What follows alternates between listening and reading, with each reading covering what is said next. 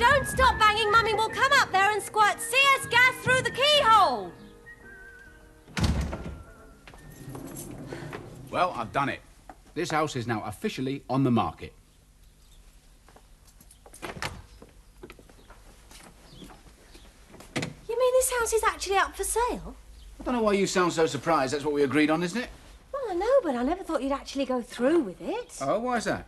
Well, because when it comes to your ancestral home, you're a big, soft, sentimental twit. I am not. No, what about yesterday? You were getting quite misty-eyed about the coal hole. I was referring to it as an architectural feature, nothing more. Do you know, you said, 4 generations of Elstons have got coal out of that coal hole, you said. And your voice cracked. It did not. Now, as a matter of fact, you know, I've become completely realistic about this house. It's just X amount of bricks and mortar worth Y amount of money, as far as I'm concerned. OK, fine. And whatever you say, Jill, we've worked out quite a number of valid reasons why a move will be beneficial to all of us. I know we did. Better schooling for the kids, less urban violence. I know. Plus some fresh air down our lungs. You don't have to convince me. And it'll be just as easy to get to the office, you know. There's a very good train service. I'm sure you're being Freudian. What? Sexy? No. You're telling me all the things I told you in order to convince yourself you're doing the right thing. I don't need convincing. I am convinced. Good. Well, are we getting out on the bike for his birthday or we're sticking to the roller skates? Oh, you can't live in the past forever. All right, I was born and brought up here, so what? Or a scooter? I can break ties. Breaking ties doesn't frighten me one iota. All right, get on the phone to the estate agents, tell them we've changed our minds. I knew it. I knew you didn't really want to move. Cancel the phone call? OK, but just as long as you're sure. Look, Peter, I know it's unfashionable, but we're a happy family, aren't we? Yeah?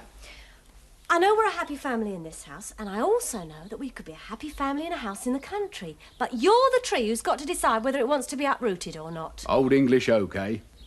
Well, currently more a weeping willow. I resent that. If you remember, I started this conversation by stating in no uncertain terms that this house is now officially on the market. You're the one who's been prevaricating. Oh, it was me. Oh, well, I'm sorry about that. It's a fault I have. It's all right, love. I just want you to be as sure as I am that we're doing the right thing. I'm going to make the tea. Righto. As a matter of fact, you know, I'm going right off this place.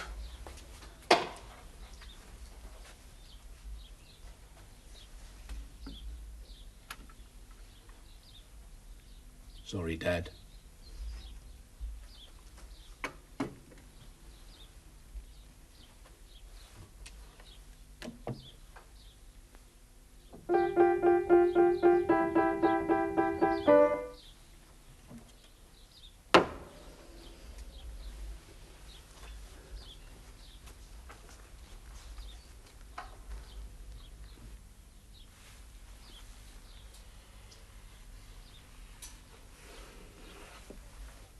And stop stroking the mantelpiece.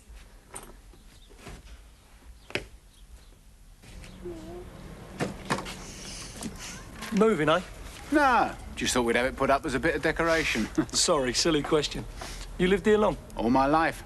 Yeah, well, everybody's getting out of London nowadays. I hope not, or nobody will buy it. Alan, get out of that van, please. And put those back. They don't belong to you. They don't do that. Oh, let him have them. Say thank you. No! Give them to me, then. Thank you. Kids, cheers. Goodbye. Thanks. Alan, please don't embalm your sister. She likes it. She does not. Now stop it. He's a bad boy, your brother, isn't he? Yeah, what is wrong with you lately? I don't want to move. Of course you do. You'll love it in the country. I won't. I'm not going. What you going to do, then? Live here by myself. Other people are going to come and live here. I live with them then. Don't be silly. You are coming, and that is an end of... I won't! It's me all over again, isn't it? When I was his age, I was always saying I won't. I won't, I won't, I won't.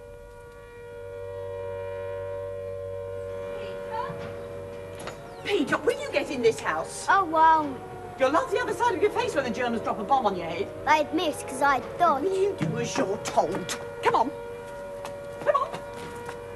I want to stay out. I want to see if they hit Mrs. Williams. I've told you before, you're not to be rude about that lady. She's very nice. She gives you your licorice. doesn't she? Go on, get it. I love the war. I know you mustn't say it, but I did. For me, as a child, it broke all those rules that parents try to make you keep.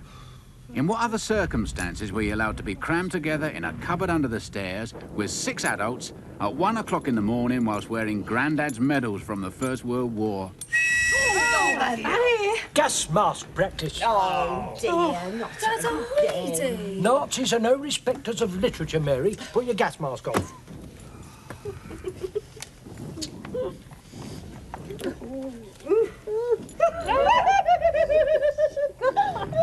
And couldn't you make wonderful noises in a gas mask?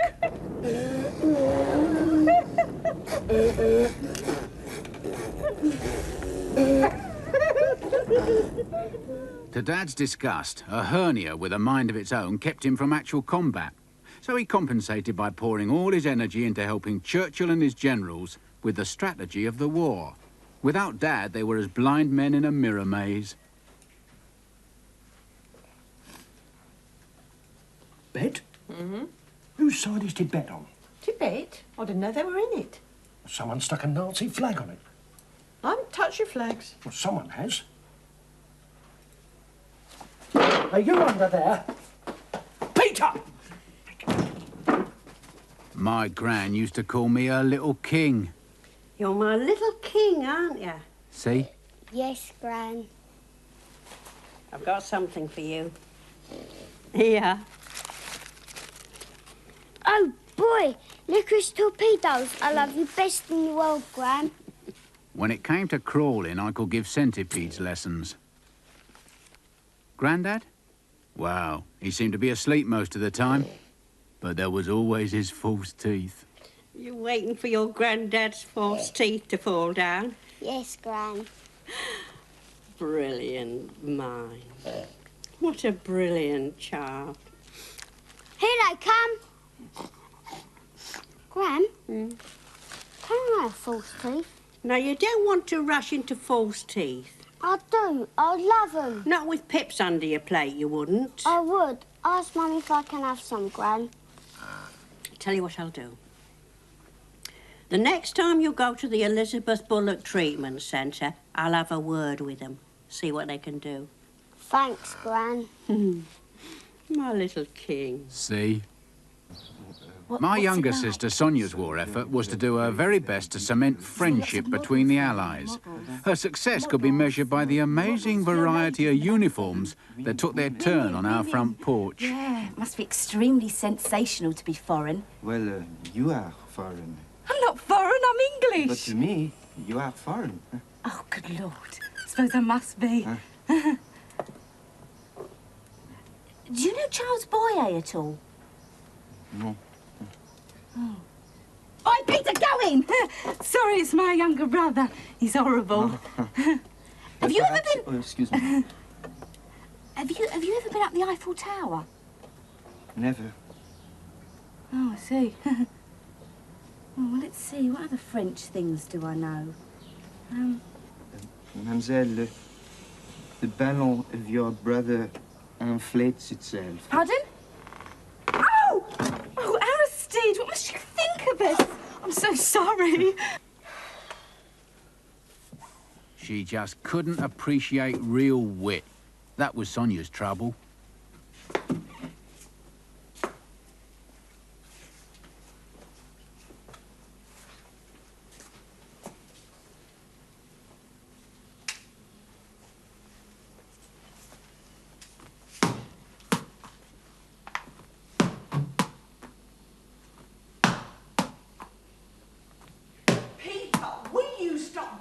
That ball on those stairs. And I could have been one of the world's truly great slip fielders if Mum hadn't kept on.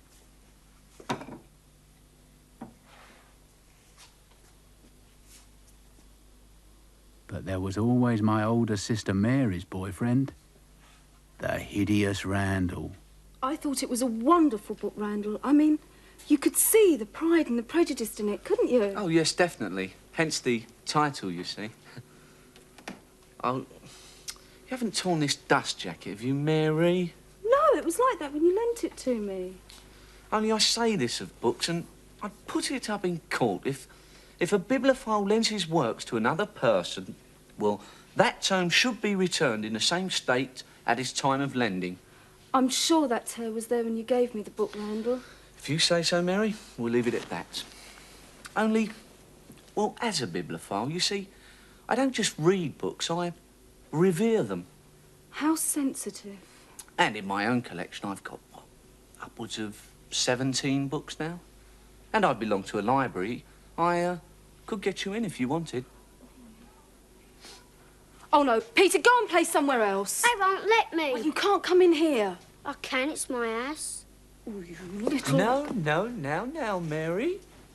Suffer the little children to come unto me. Where are you off to, young man? Oh. I had a terrible power over Randall.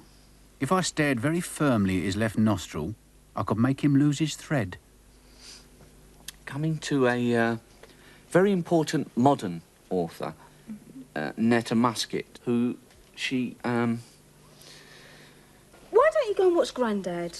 Gran's going to get me, you false teeth. Will you go away? No, Mary. Let the boy stay. If he can understand anything I say, it could be of great literary importance to him in later life. I was just telling your sister I've got 17 books. I've got 17,000 million. Don't tell lies. Fibbers, don't get into the boys' brigade, Peter. Don't care. Don't care was made to care, don't care was hung, don't care was put in a pot and boiled until he was done. Don't care. See here, Peter. I am an officer in the boys' brigade. And if you go on telling fibs, you won't end up like me. I don't want to, because you're a big twat. Right, that does it. Come here, you little bugger. Mary had never sworn in front of Randall before. I made her do that. I wish I could have made her punch him on the nose.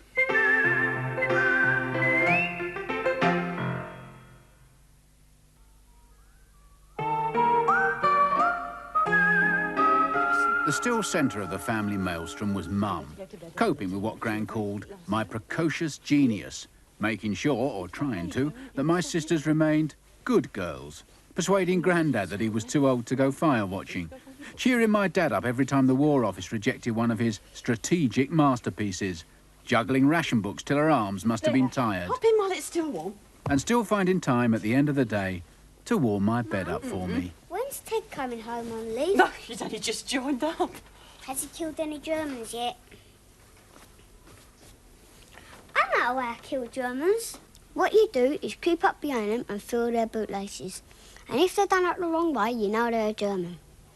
Then you get hold of their helmets and jerk their heads back, and it breaks their necks. Mum? Go to sleep. Mum didn't want my brother anywhere near the Germans, let alone feeling their bootlaces. Excuse me. But then mums are funny like that. Right, Teddy. Good night, love. Mum? Can I have false teeth? Yes, we'll see. We'll see, we'll see. Much later, I took a solemn oath never to use those words to my own children. But I do.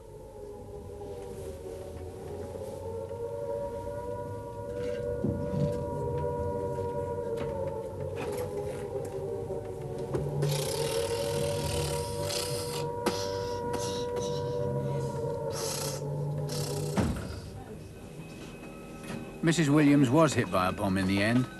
Not that night, some other night. Mr. Williams came home from fire watching at the town hall and found he had no house and no wife. Mum and Dad brought Mr. Williams home.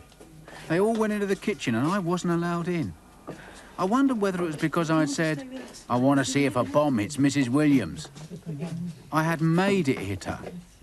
I couldn't understand grief, but it frightened me. Uncle Gordon frightened me as well. He wanted to tickle me to death. He loves a tickle. I didn't, you stupid old fool. Under his arms, under his chin. I'll tickle him to death. Murderer. You'll give yourself wind round the heart.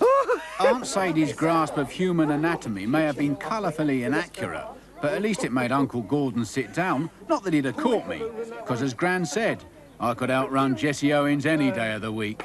Well, virtually. Dunkirk? A defeat? No. No, it's a tactical withdrawal. It's a trick. 3? Yes. You see, we, that is to say, Winnie, actually wants Hitler to invade. Are you sure of this? Oh, yes. You see, the whole country is one big rat trap. I mean, there are weapons here. Well, fools have ears. And once he steps ashore, wallop.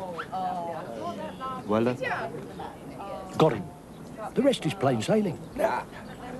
Don't you get depressed, Aristide. We'll get your country back for you. I'll give it to, what, 6 months at the outside.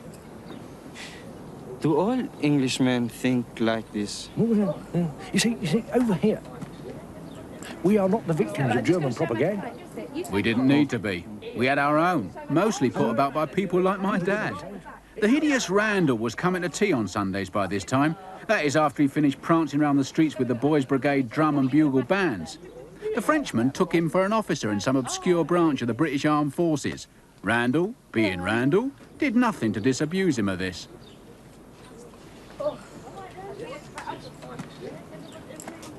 I'm just going to show him how to play. Give us it. You take the ball. Here. So then I can show him how to I'll show him how to do it. No, that's the wrong way. He's got the bat the wrong way. Take this way. Winkles, you slip. You're in the slip. Winkles! All right, come on, you can roll. Winkles! You want some winkles? Winkles. Winkles. You want some winkles? Winkles. 2 pints, yeah. Oh, thank you. Oh, the winkle. The crunchy bit on the end and the messy bit on the other end.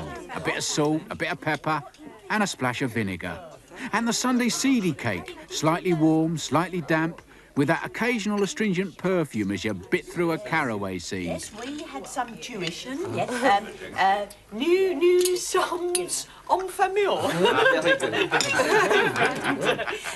Have you a family of your own, Aristide? Oh, yes, I have a photograph. Oh, lovely. Oh, don't they take a lovely picture? That is my father. Oh, your pair, yes. My mother. Your man. My wife and my children. Yeah, oh, pretty kiddies, aren't they, Mum? Look at them. What about, about 10 and Are they brainy? Are they clever? Comme ci, comme ça. Because when we are talking about my grandson, we are talking about beyond clever. I think we're talking about an actual genius. Mum. Agreed. And it took a genius to eat winkles and seedy cake at the same time. Sundays always seem to end with a party at number 37. For the rest of the grown-ups, it was, if you're going to go, go happy. For me, a golden opportunity to shout and throw myself about. Mr. Williams used to come to our parties, him and Mrs. Williams. They used to play accordion duets. But you can't play duets on your own, can you? And of course, have a sip of my dad's beer. No, man, he's too young. Oh, he's all right, but he's got to learn sometime. You like it, don't you, pie crust? I love it, Dad. I hated it, but of course I wasn't going to tell anybody. And then came the turns.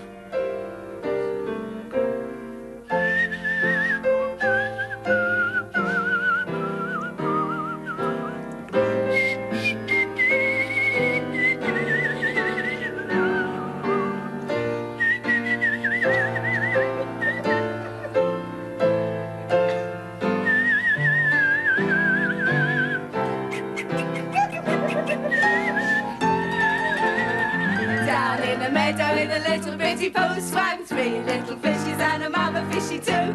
Swim, said the mama fishy, swim if you can. And they swam right over the dam.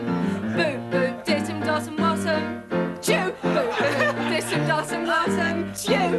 Boo, boo, dissum, dossum, mossum, At twilight, when the lights are low and the flickering shadows softly come and go, though the heart be weary, sad the day and long, still to us at twilight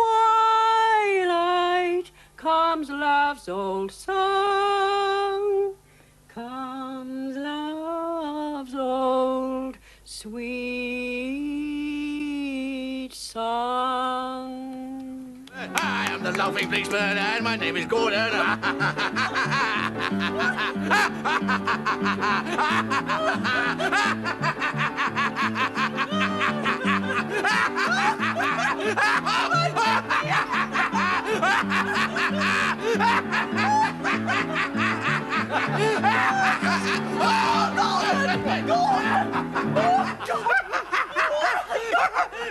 Time for a refill, I think.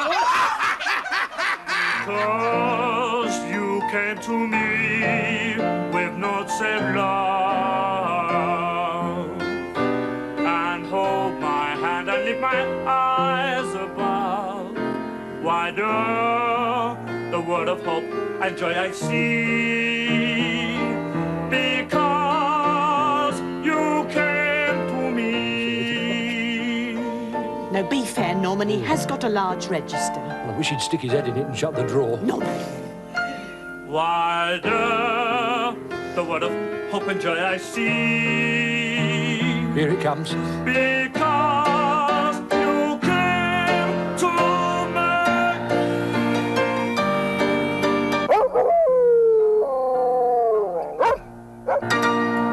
Les enfants de la patrie, le jour de gloire est arrivé. Contre nous la tyrannie, l'étendard sont élevés. Aux hommes citoyens, formez vos bataillons. Marchons, qu'un sang pour après nos sillons. When I take my morning promenade, oh, what a fashion card on the promenade. Oh, I don't mind nice boys staring hard if it satisfies their desire. Do you think my dress is a little bit, just a little bit, not too much of it? If it shows my shape just a little bit, it's a little bit the boys admire.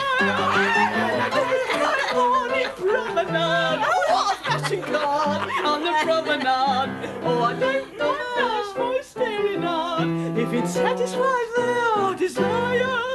Do you think my dress is a little bit, just a little bit? Oh, here, not too much of it. If it shows my shape just a little bit, it's the little bit the boys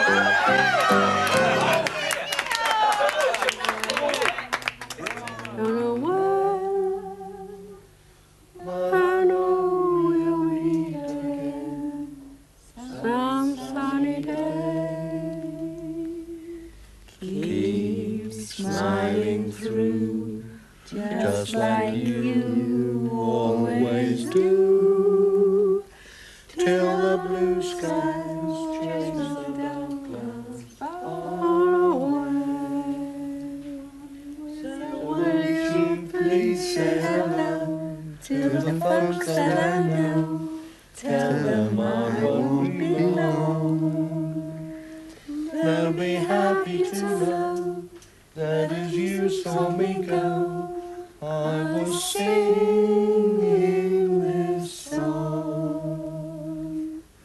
We'll meet again, don't know where, don't know when, but I know we'll meet. A perfect end to a perfect day. Except for one poor soul. For as sure as eggs were powdered, Uncle Gordon would have staggered out for a breath of fresh air and fallen through, over, or into something. Sadie! I won't tell you again. I'm in the peas!